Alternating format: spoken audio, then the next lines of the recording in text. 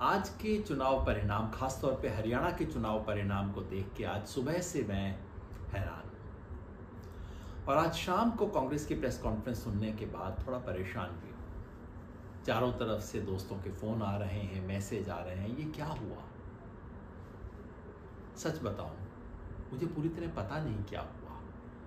पिछले 1 महीने से मैंने कहा कि मैं इलेक्शन भविष्यवाणी तो नहीं करूंगा सीटों की, लेकिन मैं लिख रहा हूं, बोल रहा हूं, भाषण दे रहा हूं इस मान्यता के आधार पे कि कांग्रेस स्पष्ट रूप से आगे है। मैंने 1 से ज़्यादा बार कहा कि सरकार तो कांग्रेस की बनेगी। अब हवा है, आंधी है, उससे ज़्यादा है, ये मैं कह नहीं सकता। लेकिन आज जो हुआ वो तो बिल्कुल अलग था। ना हवा, ना आंधी, ना और कुछ, बल्कि बिल्कुल उल्टा। जितने लोगों ने घूम के देखा, उनमें से कोई व्यक्ति ऐसा मुझे अभी तक नहीं मिला जिसने कहा, और बीजेपी का समर्थक भी नहीं मिला जिसने कहा हो कि बीजेपी की मेजॉरिटी आने वाली है। बहस सिर्फ इस पे होती थी कि कांग्रेस कितना आगे रहेगी। पिछले 2 बार में, 2014 में, 2019 में बीजेपी को लोकसभा चुनाव में जितने भी वोट मिले हैं, विधानसभा चुनाव में 4 महीने बाद उसके वोट हमेशा गिरे हैं। अपेक्षा थी कि इस बार भी ऐसा होगा।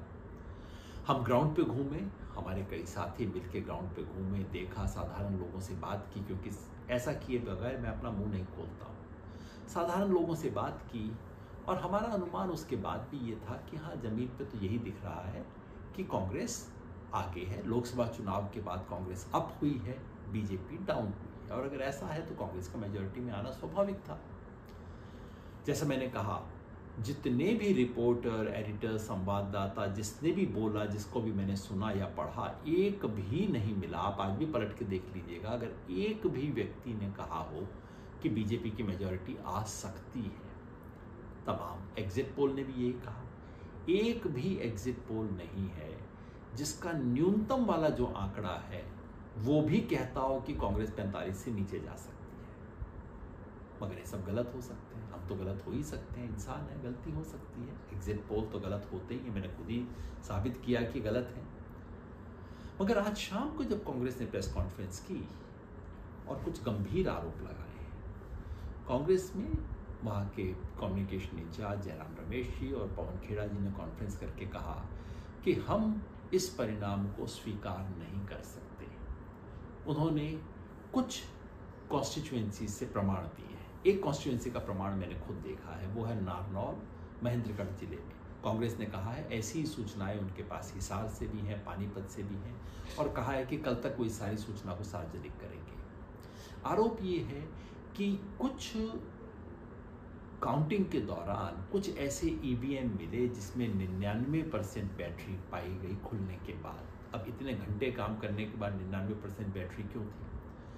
और जिन बैटरीज में 99% बैटरी पाई गई, वहां कांग्रेस की परफॉर्मेंस खराब थी अपेक्षाकृत दूसरी कॉन्स्टिट्यूएंसी, दूसरी ईवीएम के, जहां बैटरी कम थी। मतलब अनकहा आरोप ये है कि उन ईवीएम के साथ कुछ खिलवाड़ किया गया है, छेड़खानी की गई है, वोटिंग समाप्त होने के बाद उनसे कुछ किया गया है। अब एक गंभीर आरोप है, मैं नहीं कह रहा हूं कि सच है।